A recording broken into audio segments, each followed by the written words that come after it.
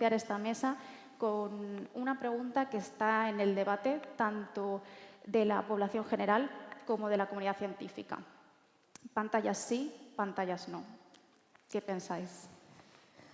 Bueno, pues, como todo, ¿no? Supongo, depende del uso que se le dé. Yo creo que decir pantallas no en una era digital como la que estamos, creo que es nadar contracorriente y que incluso puede ser contraproducente, ¿no? Porque al final las pantallas también nos dan muchas cosas buenas. Creo que como todo es saber utilizarlo y tener conciencia del uso que le damos. Exactamente, que al final no tenemos que demonizar las pantallas como ocurre con otros medios como son los videojuegos, que al final todo radica en la preparación y en la concienciación que tengamos sobre ese medio. Así es, pantallas sí. Lo que pasa es que todos y todas tenemos que perder el miedo a ellas y sobre todo, como ya habéis dicho, hacer un uso adecuado, un uso consciente, ¿no? Y sobre todo identificar cómo lo uso y que tampoco sea el centro de la vida de alguien. Entonces, pantallas sí.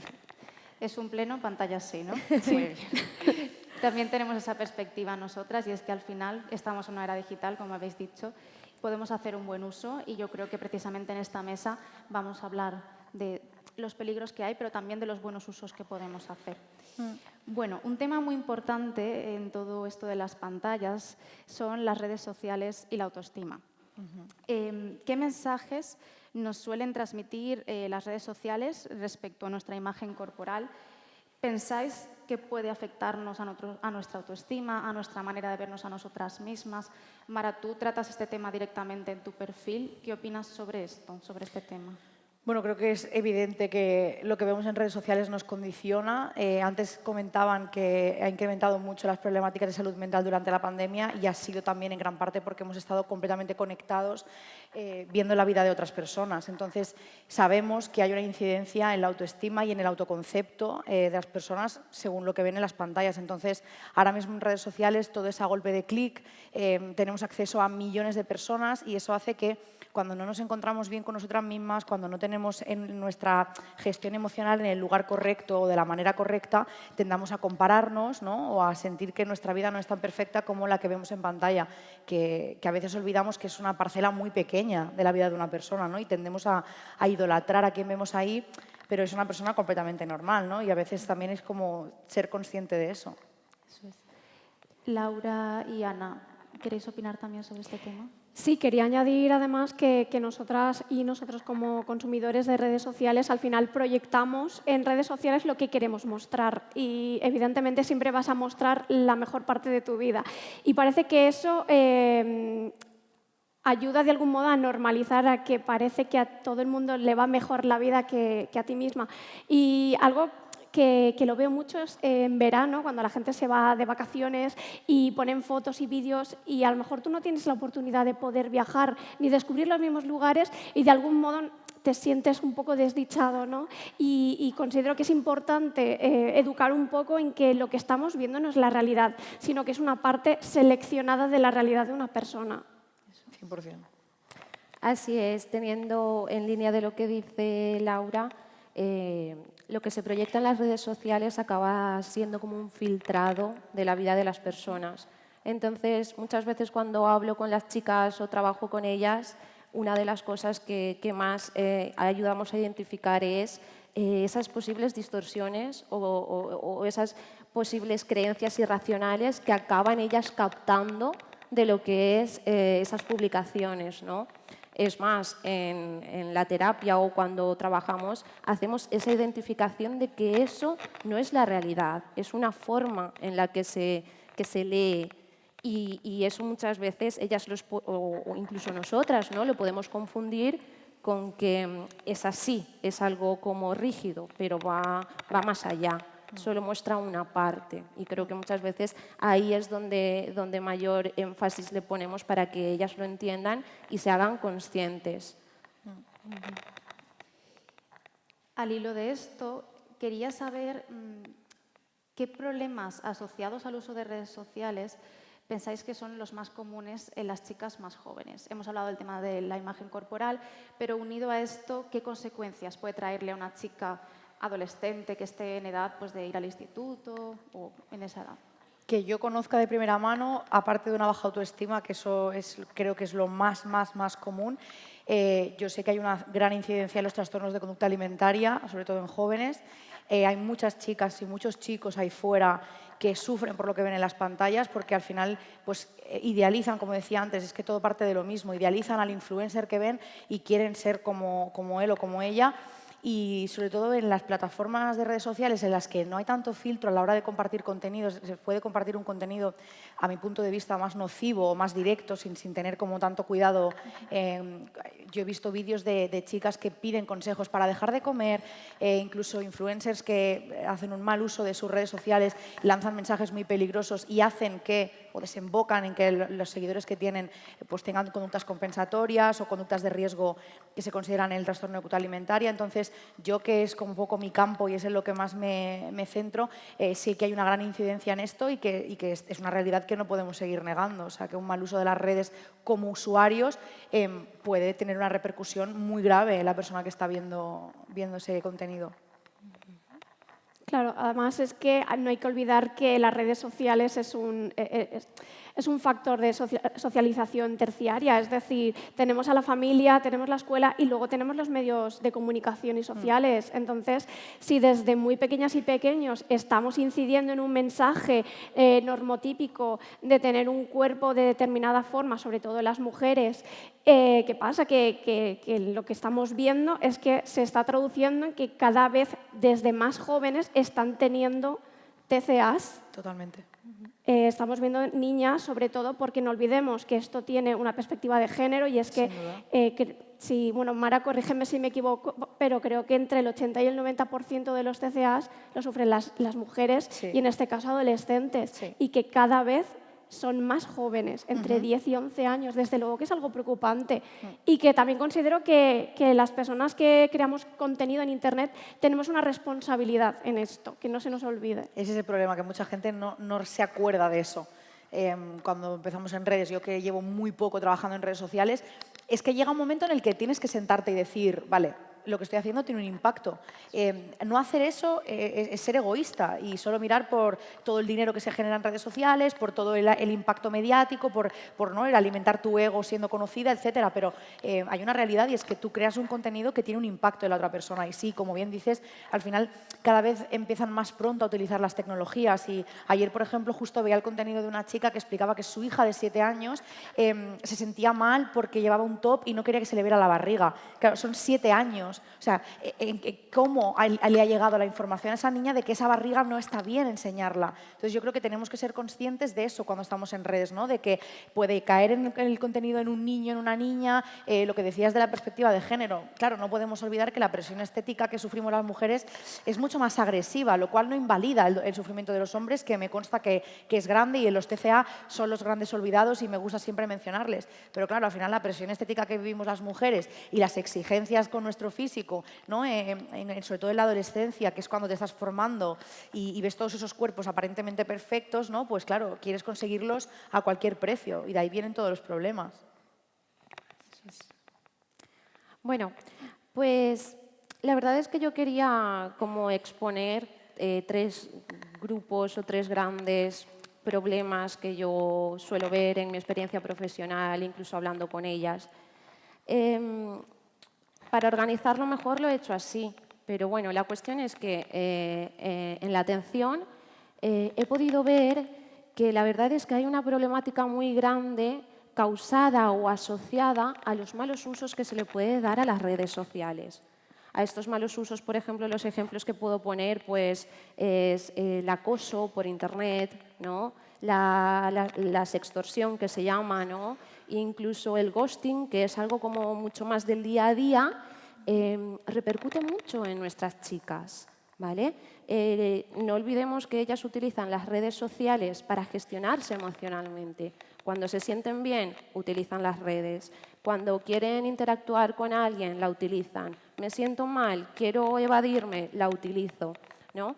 Entonces, relaciono esos malos usos con esta forma de gestionar emocional, pero es que también quiero visibilizar que, teniendo en cuenta la perspectiva de género, al final nuestras chicas suelen ser víctimas, ¿vale? Hay un mayor número de ellas como víctimas de estos malos usos.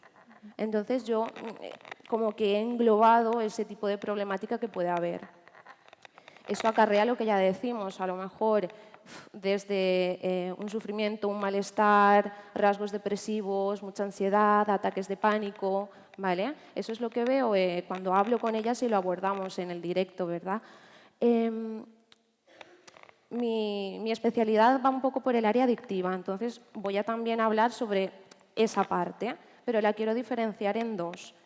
Es cierto, como ya se ha hablado antes, que actualmente el Manual Diagnóstico y Estadístico de los Trastornos Mentales, que es el DSM-5, el actualizado, no aborda las redes sociales o Internet como una adicción o como un trastorno. Pero sí que es cierto que yo en mi día a día veo mucha problemática. Entonces, más o menos, yo voy a agruparlo en un uso problemático de las redes sociales o en un uso abusivo, y una parte que, aunque científicamente no está corroborado o como no se vea como tal, sí que veo un problema ya que podría llamarlo adictivo, ¿vale? Entonces, va ahí. Si queréis os cuento un poquito en cómo lo diferenciamos, ¿no? Cuando hablamos de un uso abusivo ya de estas redes sociales es cuando empezamos a ver ya unas consecuencias negativas en las chicas. Ya se empieza a ver una serie de cambios en el comportamiento, una serie de cambios en su estado de ánimo, ¿vale? Pero aún tenemos un pequeño margen de actuación. O sea, por esa parte, digamos que lo importante sería identificarlo, conocerlo, el concienciarlas, simplemente el estar ahí para poder abordarlo y que eso no acabe desencadenando en un problema de adicción, ¿vale? Que ahí es cierto que ya yo al menos en mi experiencia me he encontrado con pocas chicas que han llegado hasta ese punto, pero yo lo he vivido en la atención. Y nada, esa parte más problemática que ya le podemos llamar adicción a las redes es cuando ya han perdido el control, ¿vale? O sea, la diferencia es cuando hay unas consecuencias negativas del uso problemático, pero cuando pasamos a un problema adictivo es que han perdido totalmente el control, su vida se centra exclusivamente a ella y no pueden parar de seguir en ese mundo a pesar de que le estén diciendo los demás y ellas mismas vivencien de que ya tienen esas consecuencias malas, de que ya lo están pasando mal, de que ya están perdiendo cosas. Y bueno, y hablando un poquito más también de otras problemáticas, es cuando ya hay un trastorno mental previo, unos rasgos psiquiátricos, ¿vale?, subyacentes. Porque claro, un uso abusivo puede agravar muchísimo esos trastornos previos o esos rasgos que os digo ya. Igualmente, eso puede hacer que un uso abusivo desencadene en un uso adictivo. Y ahí ya es cuando todo se complica más porque la intervención también es un poquito más difícil. Yo tengo una pregunta. Sí. Tú como profesional, ¿consideras que TikTok es mucho más adictivo que Instagram, por ejemplo, por esa facilidad? Menuda pregunta, Laura. Hombre, Es dura. yo creo que sin duda, ¿eh? Para mí ha sido una buena pregunta porque voy a abrir un poquito de... A ver, es una parte crítica mía, yo creo, de como la cosa mala que tiene Instagram o TikTok en este caso. La cosa mala que tiene es que están diseñadas realmente para engancharnos, ¿vale? Están hechas para que pasemos el mayor tiempo posible en ellas, ¿vale? Claro, es que así es como tienen sus beneficios económicos. Entonces, están diseñadas de una manera que ambas enganchan, pero no sabría elegir cuál la que más. Os explico un poco, si queréis, cómo yo lo veo. Bueno, cómo es en realidad.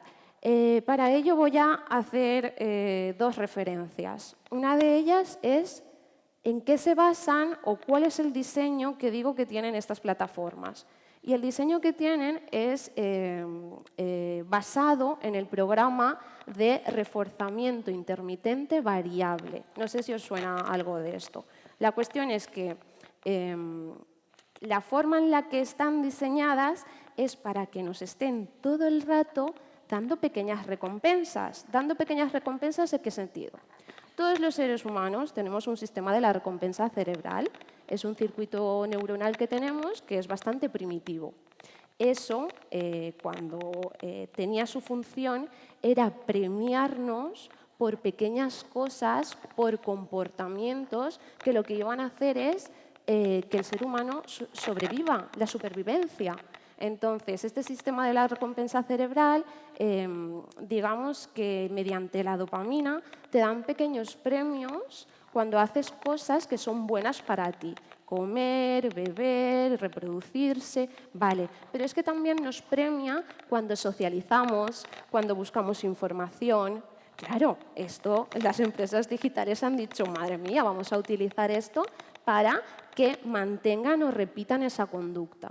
Entonces, ya sabéis, TikTok, Instagram lo hacen constantemente. ¿Cuáles son esos refuerzos? Las notificaciones. ¿Cómo utilizan la recompensa variable? Que me explico por si he pasado por alto. Cuando hablamos que su diseño está hecho para recompensarnos de forma variable, es que la recompensa que nos van a dar son aleatorias. Entonces, cuando algo genera incertidumbre, como que estamos todo el rato más pendientes, como que estamos de voy a ver, voy a hacer, voy a seguir, ¿qué será? ¿No? Pues con Instagram nos pasa en las notificaciones. Cuando nos llega un mensaje, cuando nos dan un like, ¿no? Esos son constantes estímulos que nos generan esa pequeña descarga de dopamina. TikTok igual, ¿no? Ahí le añadimos también el algoritmo, que es algo que sí que está relacionado con nuestros intereses, pero también utilizan mucho esa aleatoriedad. ¿Vale? Entonces, desde mi punto de vista, ambas son paralelas. No sé cuál será más adictivo o no, por decirlo de alguna manera, pero sí que están hechas para eso, para mantenernos ahí. Y ahí es donde tenemos que ser súper conscientes de ellos y llevar a cabo medidas adecuadas para que eso no sea lo que nos domine a nosotras. Claro, es que además, venido con lo que estábamos hablando antes, tú cuando te metes en TikTok, tú educas al algoritmo. Entonces, referido a lo que estaba diciendo Mara antes, tú puedes pasarte 2 horas de tu vida al día viendo TikToks de mujeres que reproducen unos estereotipos y unas dinámicas de TCAs bastante tóxicas que al final terminas normalizando, ¿no? Por eso también veo esa toxicidad por supuesto que en Instagram también, pero es que en TikTok al final es un algoritmo que tú realmente no estás eligiendo, pero está analizando tu comportamiento en esa red social para mostrarte qué es lo que quieres. Ahí es. Y a mí me ha ocurrido, y seguro que a muchas de vosotras y vosotros también, que a mí misma me ha salido en TikTok cosas que igual no me habría gustado ver, pero que consideraba el algoritmo que igual era lo que a mí me interesaba, ¿no? Yo creo que el TikTok lo que tiene, y que es lo que creo, sinceramente, que engancha a los jóvenes por la experiencia que tengo con ellos, es que al final TikTok te permite una cosa que cuando estás creciendo y estás formando autoestima, esa necesidad de valoración externa, claro, TikTok tiene muy fácil hacerte viral. Y a la gente eso le flipa. O sea, yo cuando voy a los institutos y hablo de que yo estaba un día en mi casa y subí un vídeo y se me hizo viral, es como, ¿y cómo hiciste para que se te hiciera viral? O sea, la máxima preocupación es esa, ¿no? O subimos un vídeo a TikTok y lo que esperamos es que ese vídeo se viralice. Y cuando no, yo, por ejemplo, como creadora de contenido, cuando veo que el algoritmo no me favorece, digo, joder, porque al final pues, yo es de lo que vivo, ¿no? Pero sí, pero te crea esa cosa de decir, uy, ¿por qué no? ¿Sabes? Entonces creo que yo sí pienso que TikTok es más adictivo porque al final Instagram, aunque ahora empieza a soltar algunos rasgos de que te meten contenido que tú no sigues, TikTok es tan variado. O sea, yo hay veces que he entrado y miro el reloj y digo, pero ¿en qué momento ha pasado 4 horas desde que estoy aquí haciendo así con el dedo y viendo, pues ahora un perrito, ahora un abuelito que habla no sé qué? Es verdad, de repente te sale, no, yo que miro un montón de vídeos de animales, venga, pues 4 horas viendo vídeos de animales, luego te sale un vídeo de una chica bailando, luego... Es como tan variado que vas pam, pam, pam, pam, pam todo el rato, ¿no? Y yo sí que creo que eso a los jóvenes, creo que por esa cosa de que te validen, ¿no? Es como muy atractiva. Creo que es una plataforma muy atractiva para ellos. Claro, referido a lo que estabas diciendo, cuando llevas 4 horas en TikTok, ¿tú recuerdas el TikTok que viste hace 5 minutos? No, ni de coña, pero ni el anterior. ¿Sabes? O sea, es que al final es una información que es directa, rápida, Sí. incide, te transmite pues, bueno, todo lo que nos has contado sobre neurociencia, ¿no? Y ya está, y de repente desaparece y es el siguiente TikTok, ¿no? Y al final es un refuerzo positivo Sí. todo el rato. Y no solo, a mí lo que me parece un problema de esto es que esto también nos educa en la vida diaria, porque vivimos en la cultura de la inmediatez. Entonces, cuando a mí el camarero no me sirve el café a los 30 segundos, que es lo que dura un TikTok, me pongo nerviosa. O sea, yo solo noto que la gente está como más, venga, como te pones a hablar y hoy, venga, rápido. O estás viendo un vídeo y enseguida, en TikTok, por ejemplo, que te permite como deslizar para avanzar en algunos, es como, uff, se está enrollando, venga, lo quiero todo rápido. O yo como creadora de contenido lo veo en mis stories, ¿no? Haces 10 stories, en el quinto no te está viendo ni la mitad, porque es como, venga, ya está hablando, cállate. No, quieren, ¿no? Como cosas visuales, rápidas, que no te enrolles. Y creo que este tipo de algoritmos nos educan a esto, a ir, venga, rápido, un poco a la... el otro día escuchaba este concepto como de información, como si fuera fast food, pero en información, ¿no? Como todo muy rápido y como creadores de contenido nos pasa que al final te ves obligado a hacer cada día un contenido más llamativo, un contenido que guste más, ¿no? Y te cae también en una autoexigencia y en una frustración absoluta, ¿no? Porque ves que si no te renuevas todo el tiempo, ¿no? Pues dejas de ser visto, porque hay 300 millones de personas creando otro contenido, por ejemplo. Y yo creo que esto vendría unido un poco a lo que ha dicho antes Ana, el tema de la atención, ¿no? Yo creo que la gente que está aquí, que se dedica a menores, se da cuenta que cada vez la atención se mantiene menos. Y Exacto. esto viene por las tecnologías. A nosotras que hacemos talleres también nos pasa, que al final acabas haciendo de todo para que te presten atención, porque cada vez la atención es muchísimo menor. Sí, Claro. y perdona que te corte, que eso donde se ve mucho en educación infantil, cada vez la sobreexposición que tienen los menores a tablets, sobre todo, es enorme. Entonces estamos viendo que niñas y niños de 1 año o de meses de vida ya están consumiendo tablets. Entonces esto se está demostrando que a la larga produce problemas de atención. Sí. Entonces, si a nosotros como adultos ya nos cuesta mantener la atención sobre algo, como tú has comentado, pues imaginaos niñas y niños pequeños que además es su aprendizaje y es su ventana al mundo. Sí, Sí, totalmente. total. Vamos a cambiar de tema radicalmente. Siempre se ha dicho que, bueno, siempre, desde hace un tiempo se decía que los videojuegos eran más jugados por chicos que por chicas, pero nos estamos dando cuenta que esto definitivamente ha cambiado. Laura, tú en tu perfil hablas de este tema desde una perspectiva de género. ¿Qué les pasa a las chicas cuando usan videojuegos? ¿Cómo se sienten? ¿Es un lugar o un espacio seguro para ellas? Cuéntanos. Pues me gustaría puntualizar primero que acaba de salir el Libro Blanco de Desarrollo Español del 2021 que recoge, bueno, pues, sobre todo a nivel empresarial, pues, el comportamiento de las empresas españolas de videojuegos, pero también analiza el comportamiento de los consumidores. Y ya estamos en casi un 50% de jugadoras de videojuegos. Entonces, y venido a tu pregunta, ¿qué les pasa a las chicas? ¿A qué se tienen que enfrentar cuando juegan a videojuegos? Pues yo veo 3 problemáticas. La primera es la representatividad. Que tenemos bastante poca representatividad. Es cierto que con los años, sobre todo en los últimos 5 años y con las nuevas generaciones de videoconsolas, está mejorando esta representatividad y cada vez tenemos nuevos personajes femeninos fuertes, valientes, que protagonizan videojuegos considerados AAA, que esto significa que se destina muchísimo dinero para crear este videojuego, como puede ser Ellie de The Last of Us Parte 2 o Aloy de Horizon Zero Dawn. Pero seguimos teniendo esa baja representatividad y eso al final, ¿en qué se transforma? En que las niñas y las adolescentes les cuesta tener referentes sólidos.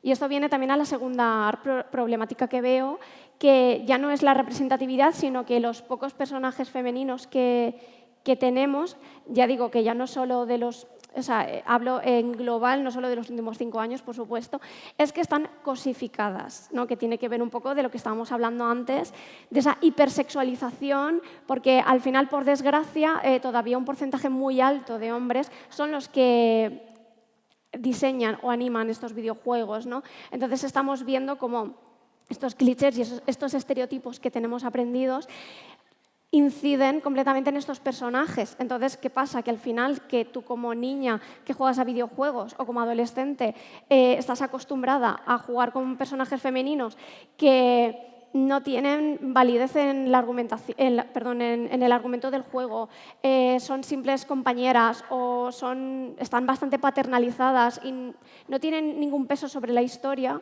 pues también te genera una serie de aprendizajes que de algún modo, y con otro tipo de medios audiovisuales como es la televisión, las redes sociales, pues como que también tenemos problemas de conducta y, o sea, que no nos favorece como mujeres, ¿no? Y en nuestro comportamiento en la sociedad. Y luego el último punto es el tema del acoso que sufrimos las mujeres en videojuegos online.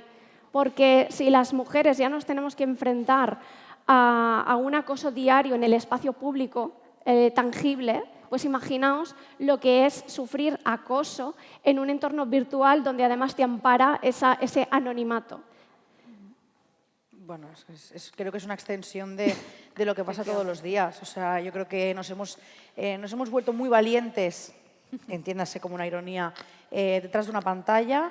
Creo que estamos ya distorsionando completamente lo que es la libertad de expresión, abusando de los privilegios como pueden tener los hombres sobre muchas mujeres, porque es la realidad como nos han educado en este sistema patriarcal, y creo que es una extensión más de la violencia que sufrimos todos los días en redes sociales, creadores de contenido, usuarios que se ven empujados a recibir ese odio por subir vídeos, adolescentes que reciben un acoso súper fuerte. Y antes que estábamos hablando de todo esto, quería puntualizar que no debemos olvidar que el suicidio juvenil es la principal causa de muerte no natural en España. O sea, hay una problemática real y muchos de esos suicidios vienen por un acoso, sea en videojuegos, sea en redes sociales, sea en el colegio.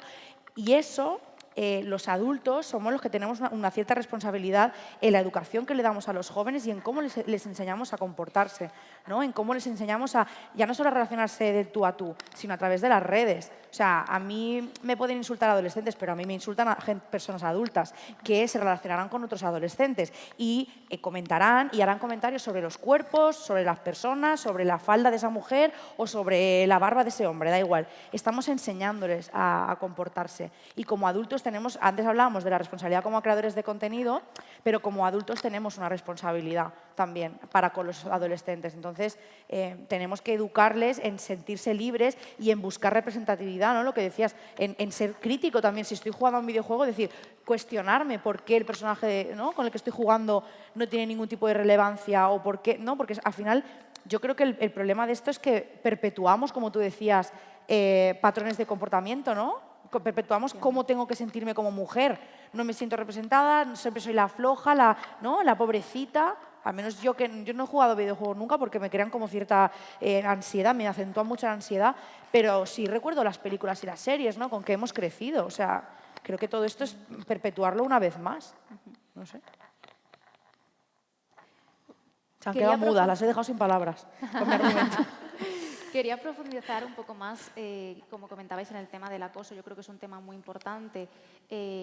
Tanto un acoso general más venido desde el hate o personas anónimas, ¿no?, que acribillan mucho a perfiles públicos y demás, y también el tipo de acoso que se sufre dentro de estas plataformas, que pueden ser redes sociales o videojuegos en concreto, porque algo que me sorprendió mucho cuando lo descubrí es que hay jugadoras de videojuegos que se ponen nicks en el juego que no se identifican como mujeres, como algo neutro simplemente, porque si no reciben cantidad de insultos y de acosos verbales a través del juego. Entonces, esto me sorprendió muchísimo y quería un poco adentrarme en este tema. Qué fuerte. Que quizás, Laura, que nos puedas contar tu experiencia como jugadora o si hay otros tipos de acoso que también se reciban. Pues primero me gustaría comentar que en mi cuenta de Instagram hace unos meses, un año, hice una recopilación de testimonios de mujeres que sufrieron acoso en videojuegos.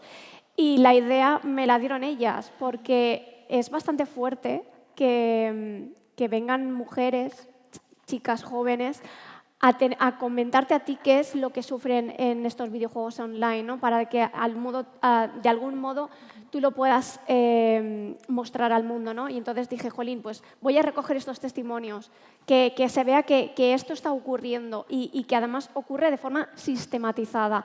Y entonces percibí bastantes aspectos que tenían en común, chicas que no se conocían entre ellas. Uno de ellos era que se cambiaban el nick que usaban para jugar a videojuegos online, sobre todo en LoL, en Valorant. Cambiaban el nick para que no fueran reconocidas como mujeres. Madre de mi vida, Señor bendito.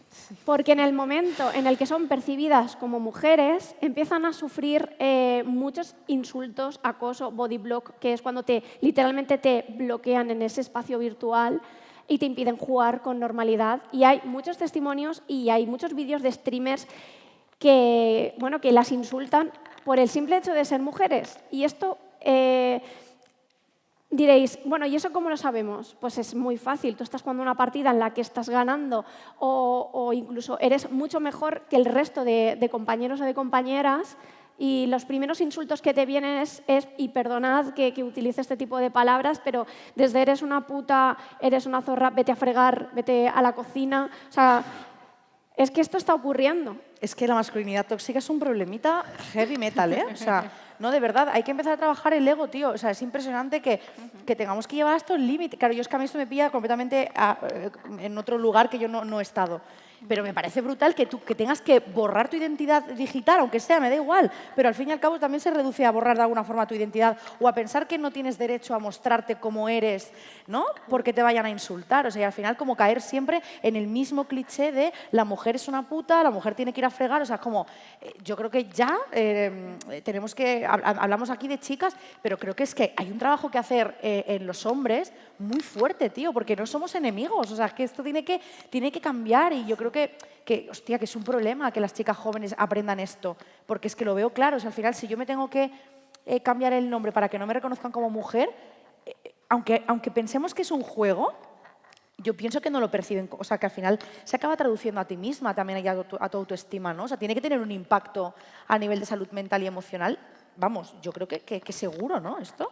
Sí, así es. Tiene un impacto muy grande en ellas. Además, tienen esa sensación de indefensión aprendida, ¿no? Es que a lo mejor al principio intentan luchar, ven que van a seguir igual y al final dicen paso, me pongo otro nombre y así puedo llegar al fin que yo quería, que era divertirme, ¿no? Que era pasar un buen rato sin tener a lo mejor todos esos al final pullitas que sí que te van minando, te van dañando, a lo mejor de forma inconsciente al principio, pero es que sí que va a por ti, va a por esa gestión personal y que a lo mejor ahí no lo puedes expresar, no lo puedes gestionar, pero quizás hayan unas consecuencias en casa, al lado, ¿no? Al final por algún sitio hay esa válvula de escape en cuanto a esas percepciones, que al final es también un poquito de gestión emocional. Pues cuando te cuente lo demás vas a flipar, porque vamos... Yo menos mal que me he tomado un café antes de venir, porque si no me da aquí un bajón de azúcar, ya te lo digo. Porque aparte de utilizar nicks ambiguos o masculinos, en estos juegos como LoL, Valorant o juegos online, Morphs, lo que hacen es... hay un chat de voz. De voz, sí, que llevan cascos. Pues no, hay muchas que directamente lo suprimen y no lo utilizan. Porque claro, una cosa es que a ti te escriban que te vayas a fregar o que eres una guarra, que te digan aquí en tu cabecita que todo ese tipo de cosas. Y hay muchas mujeres que se hacen nicks ambiguos, que se quitan los micros y al final todo esto se traduce en que hay muchas mujeres que se terminan yendo de la plataforma. Entonces, a mí me hace mucha gracia cuando viene el típico señor de turno a decir es que las mujeres, primero, no jugáis a videojuegos y segundo, ¿dónde están? Que yo no las veo. Pues es que fíjate, José Luis, que todas esas... Si las has echado, José Luis, de la partida. Es que me engorilo, de verdad. Cariño. Pues, José Luis, lo que está pasando es que gracias a todo ese acoso que estamos sufriendo, pues nos tenemos que ir también de ese espacio virtual, ¿no? Como ya nos ocurre en los espacios públicos, que muchas veces tenemos que y volver acompañadas a casa porque fíjate que es que igual me pueden hacer cualquier cosa, pues es que en redes sociales y en ese espacio virtual ocurre igual. Qué fuerte. Me parece muy interesante lo que estás comentando, Laura, y además me parece más importante aún que haya mujeres que en tu perfil encuentran un espacio para compartir, que creo que también ocurre en el perfil de Mara, que encuentren un espacio para compartir, para sentirse acompañadas y ver que hay una comunidad, tanto en los videojuegos como en las redes sociales, que no perpetúa eso tan tóxico, ¿no? Y me parece algo súper importante.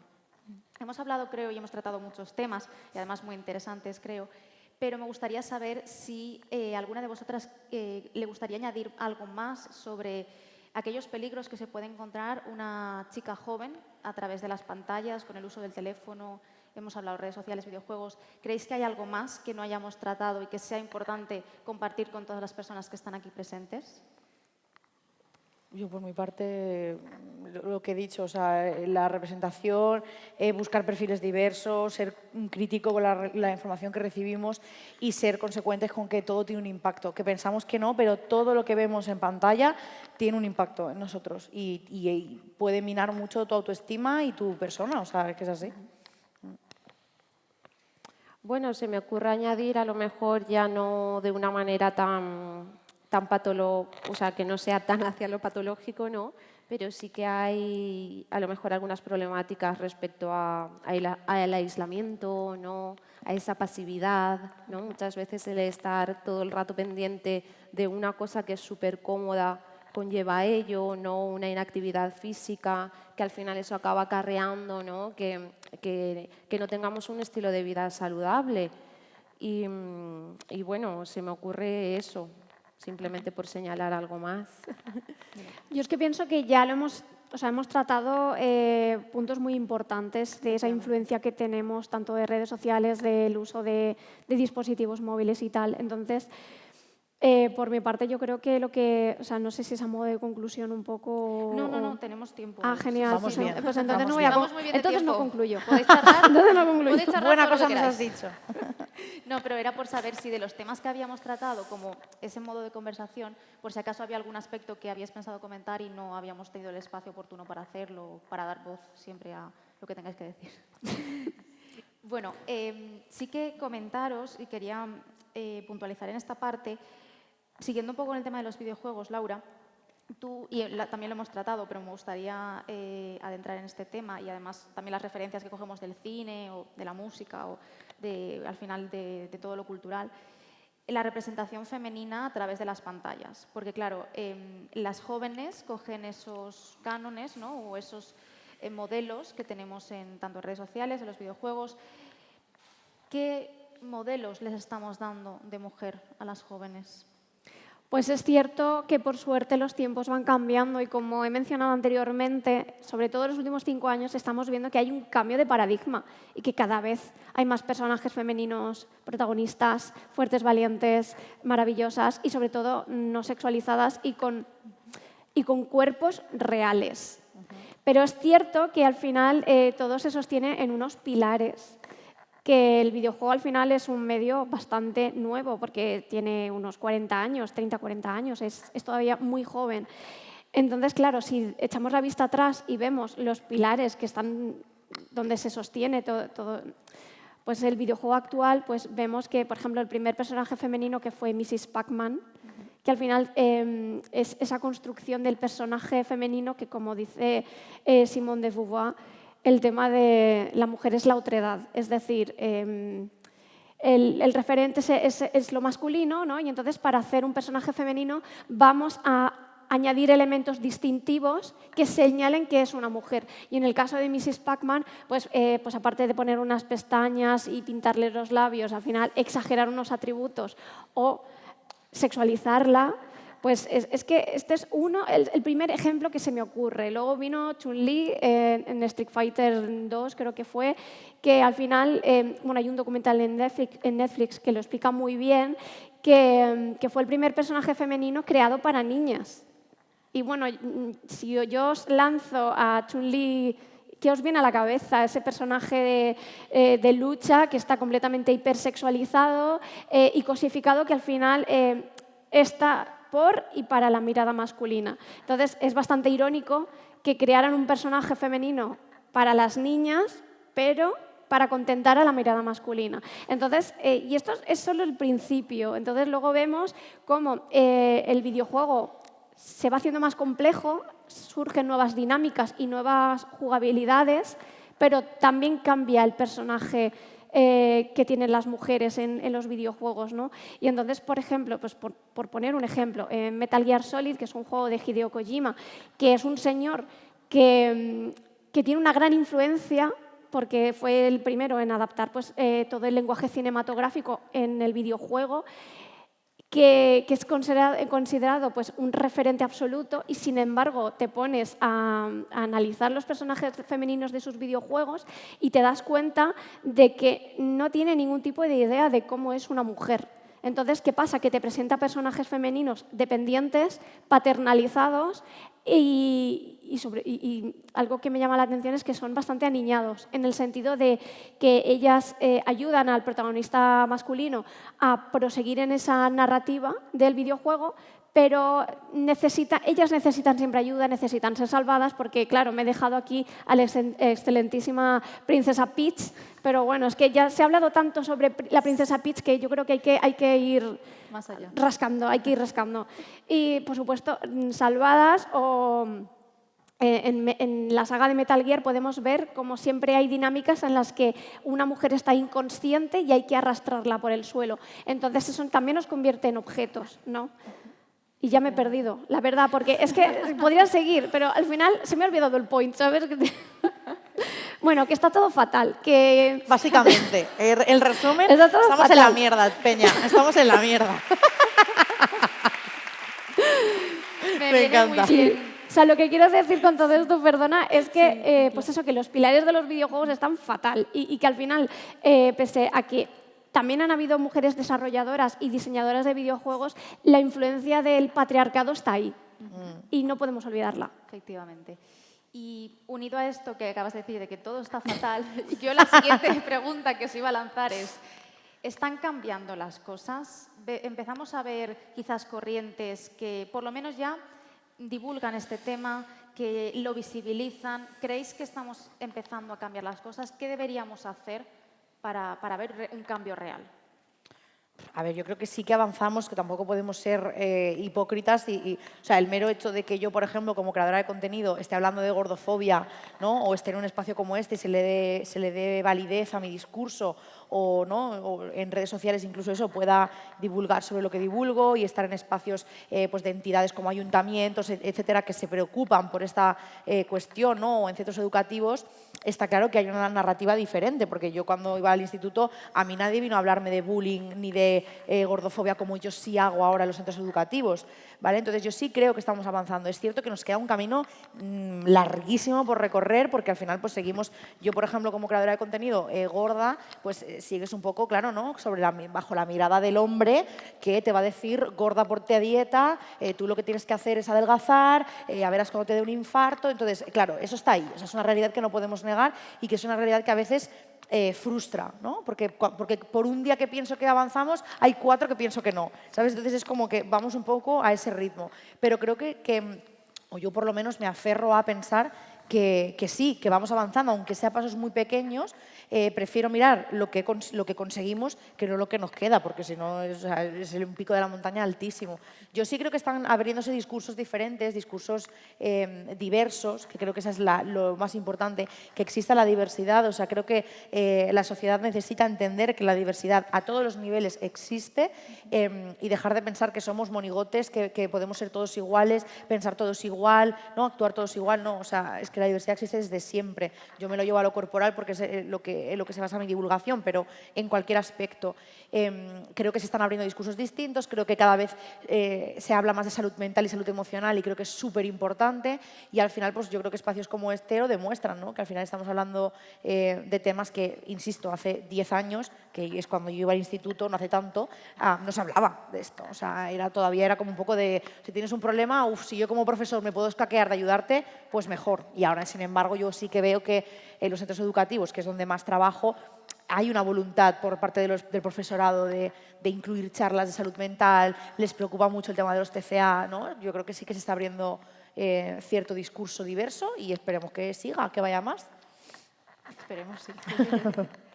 Sí, así es. Yo también creo que hay un avance y sobre todo me gustaría también decir de que aprovechemos precisamente estas redes, estas conexiones, esta ventaja de tener algo muy accesible, de crear unas redes de apoyo, tanto social como emocional, para seguir visibilizando esto, para contarlo y sobre todo también para que seamos conscientes, ¿no?, de esto y seguir avanzando. Claro que al final los movimientos sociales, como sabemos, no son lineales, sino que tiene Exacto. avances y retrocesos. Eso es. Entonces, yo no sé en qué punto estamos, sinceramente. O sea, quiero decir, supongo que los historiadores de dentro de 60 años nos lo dirán, ¿no? Pero sí que es cierto que gracias al trabajo hablo en el entorno de videojuegos, de muchas profesionales de comunicación, como puede ser Anita Sarkeesian, que para mí es un referente en el tema del feminismo en videojuegos y que fue un poco quien introdujo esta perspectiva de género en los videojuegos, ¿no? Hay que dar las gracias a todas las mujeres que han estado luchando durante, no sé, en el entorno del videojuego de los últimos 30, 40 años, por trabajar dentro de la industria, porque eso es un melón que no hemos abierto, pero tiene tela, porque hay mucha tela que cortar, porque ya sabemos el porcentaje tan bajo de mujeres que trabajan en empleos STEM. Entonces, todas las mujeres que trabajan en ese tipo de ambientes hay que darles las gracias porque son ellas las que están abriendo paso a las nuevas generaciones. Pues chicas, por último, queríamos, tenéis aquí a un montón de personas que trabajan con menores y quería pediros que les dierais un consejo para tratar todo este tema con las chicas jóvenes, un consejo a ellas, quizás un consejo a las jóvenes, que tenemos aquí también representación, y a las familias, a quien nos sintáis más cómodas de dirigiros, para manejar todo este tema que es tan complejo. Yo, como niña a la que sus adultos no le hicieron ni caso, os pido a los adultos, que ahora ya estamos en la misma línea, escucha y comprensión. Parece muy fácil, ¿verdad? Pero aún así no lo hacemos. Muchas veces nos encontramos todavía con prejuicios sobre los TCA, con prejuicios sobre la gordofobia, con prejuicios sobre el feminismo incluso, ¿no? Todavía tenemos que escuchar que eso de que las mujeres están por debajo de los hombres, que eso ya está porque ya las mujeres no las pegan en casa. Bueno, algunas todavía, desgraciadamente, a demasiadas sí. Yo lo único que os diría, por lo que recibo todos los días y por mi propia experiencia, a los adultos que estéis en contacto con jóvenes y con niños, por favor, escuchad. Eso de que los niños no se enteran no es verdad. Los niños son esponjas, los niños necesitan espacios seguros en los que poder decir: tengo un problema con la comida, tengo un problema con mi cuerpo, me hacen bullying, me encuentro mal, no me siento comprendida, me siento triste. Y los adultos tenemos que encargarnos de crear esa red de apoyo. Sé que muchas veces es difícil, sobre todo en las familias, ¿no? Que tu hijo o tu hija te venga y te diga: tengo un TCA, o vomito después de comer, o me hacen bullying en el colegio. Crea muchísima resistencia porque no podemos soportar que las personas que queremos sufran. Es súper lógico. Pero os diría y os pido encarecidamente escuchar con el corazón, no solamente con los oídos y el ego, sino bajar a decir: ¿cómo puedo ayudarte? ¿Qué puedo hacer por ti? Abrir espacios seguros en los que los jóvenes se sientan cómodas, ¿no?, de decir cómo se sienten y de compartir sus problemáticas.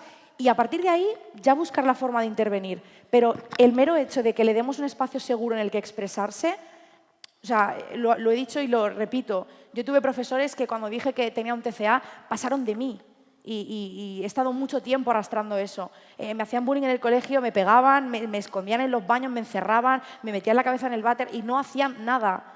Y yo creo que eso ahora nos parece como muy alarmante, pero todavía sigue pasando.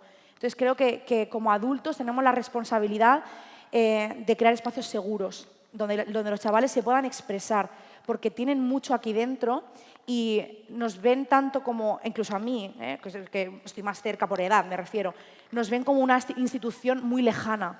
Y yo creo que eso no tendría que ser así, porque hace nada nosotros éramos ellos. Éramos críos, adolescentes, con problemas, ¿no? Y con inquietudes. Y creo que tenemos que ser, o al menos es lo que yo intento y me gustaría que todos fuéramos, los espacios que nosotros no tuvimos. En vez de castigarles y no tenerlos igualmente, creo que ofrecerles esos espacios es súper necesario.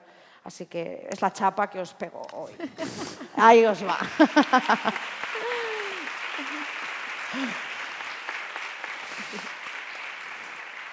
Una chapa, pero preciosa, ya te digo yo. Ha sido preciosa y yo creo que también muy cierta.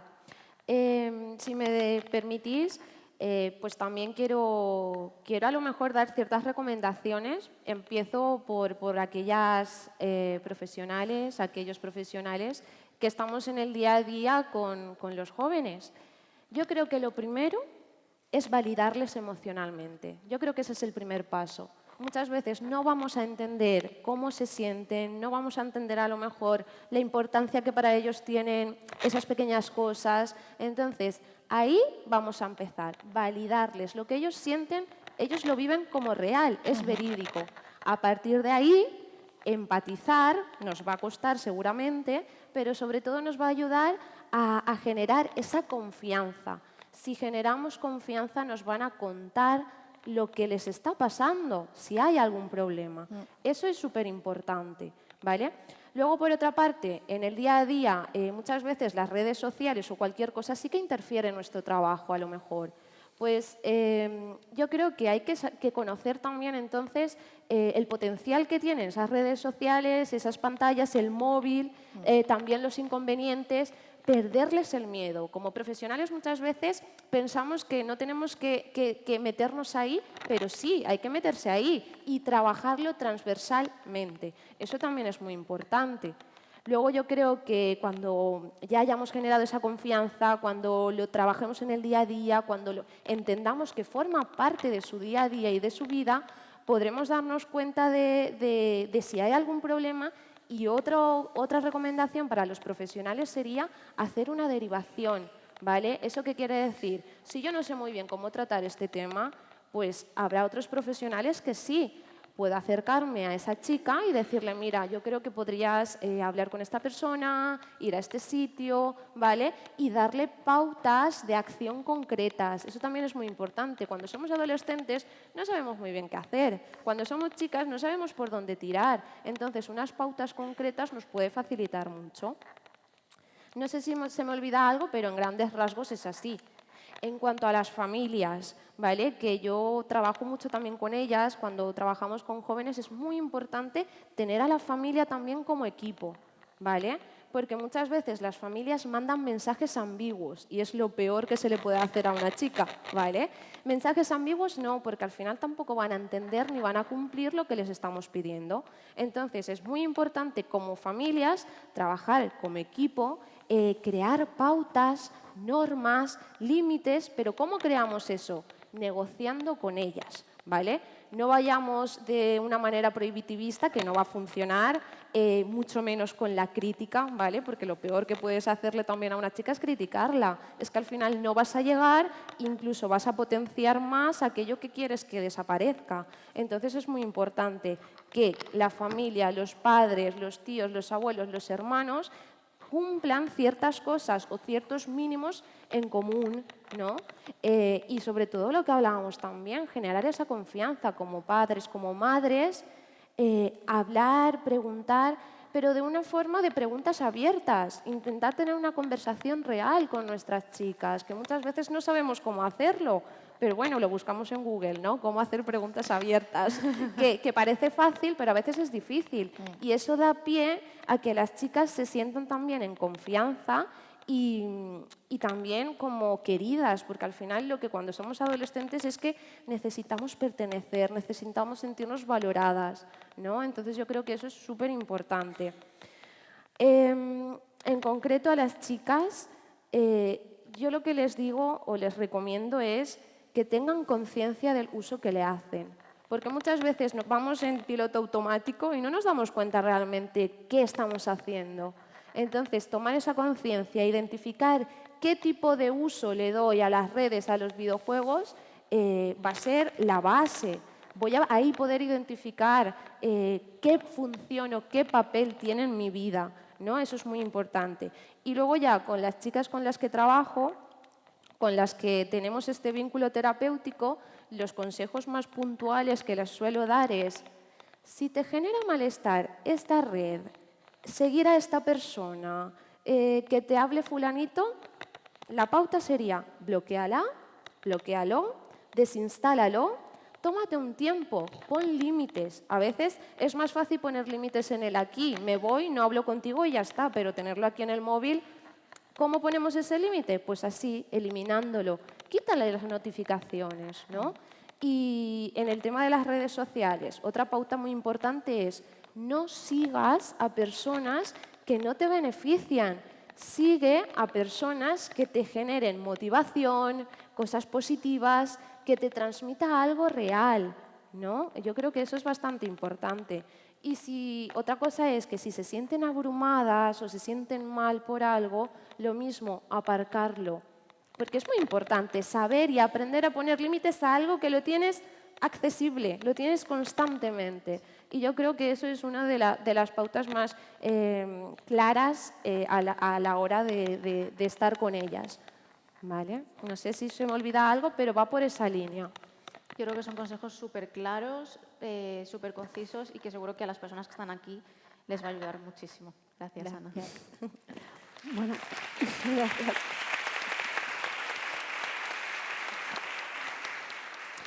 Bueno, pues yo dentro del ámbito de los videojuegos y sobre todo también de educación infantil, primaria, que al final también es también mi ámbito, me gustaría dirigirme a las familias y deciros que tenéis que controlar el consumo que hagan vuestros hijos y vuestras hijas de tablets, porque bueno, al final es el primer dispositivo que utilizan casi. Es muy importante que superviséis todo lo que están viendo, porque os sorprenderíais la cantidad de videojuegos poco nocivos, pues eso, de animalitos, que detrás esconden verdaderas problemáticas, como es conductas adictivas, entre todas las cosas que hemos estado hablando en toda la charla. Entonces, considero muy importante que superviséis. Primero, que cuidado con menores de 4 o 5 años que estén usando tablets a edades tan tempranas, por lo que he comentado anteriormente.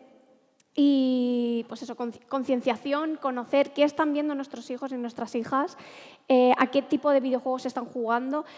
También estaría bien pues, leer alguna guía que nos puedan orientar como padres y como madres, ¿no? De qué tipo de videojuegos están orientados a la edad que tiene mi hija o mi hijo. Pues también es muy importante.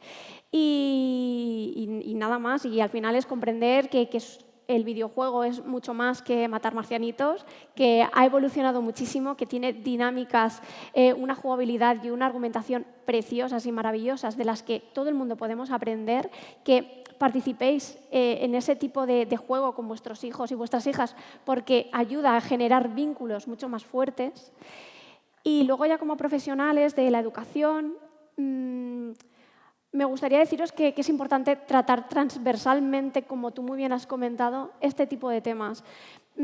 Está bien que se realicen jornadas para visibilizar, pero al final esto es un trabajo, como sabéis, de calle todos los días, machacando, porque seguro que en cualquier ámbito de vuestro trabajo podéis implementarlo. Entonces, es muy importante que se trabaje transversalmente, no de hoy es el 8 de marzo. Venga, vamos a hablar sobre las mujeres. No, o sea, por favor, no, vamos a dejar ya de hacer estas cosas. Hay que trabajar esta problemática diariamente. Muchas gracias, Laura.